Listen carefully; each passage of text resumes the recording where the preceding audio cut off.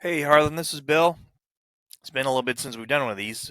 Most of these books have pre-introductions, so there really wasn't a need to do it.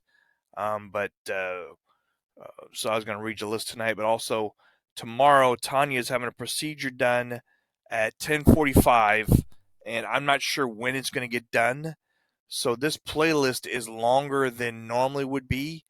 It should be done by about 6 tomorrow night, so that way I can play the Royals game tomorrow night. I won't be able to get back to putting the Husker games on for you again until Wednesday morning. But all right, here we go. Here's what I got for you. So here's the books: The Importance and Value of Proper Bible Study by Reuben A. Torrey. These books are all by Reuben A. Torrey. The next one will be How to Be Saved and How to Be Lost. Next book will be Real Salvation.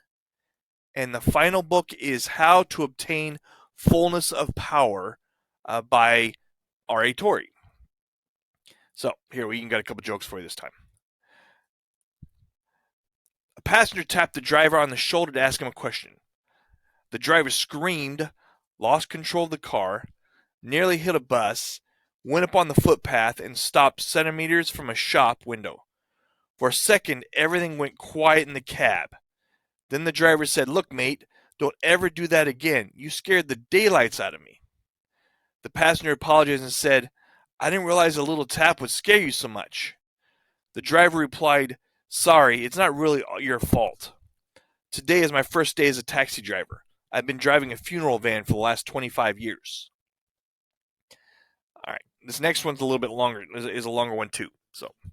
The industrial fire had been raging for a few hours, and no one was able to stop it. Someone called all the fire stations in the nearby towns, and almost all of them were there within minutes.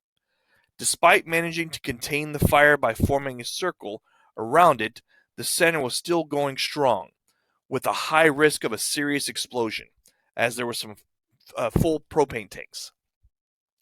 And then came the last fire truck. It was old, battered, and in dire need of a paint job. Despite this, the fire crew managed to get there to help with the fire truck alarm blaring loudly. The closest people started to split up to make room, but the truck didn't stop.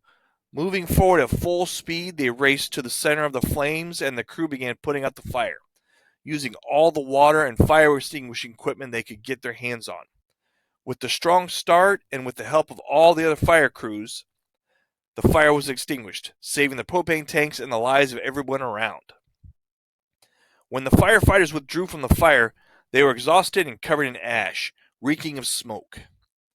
The mayor, who arrived minutes later, made an enthusiastic ovation and asked the captain, "The city is so grateful for your courage display that we're going to offer you $100,000. What are you going to do with it?" "We're going to start by buying new brakes for the fire truck, as the ones we have now are useless."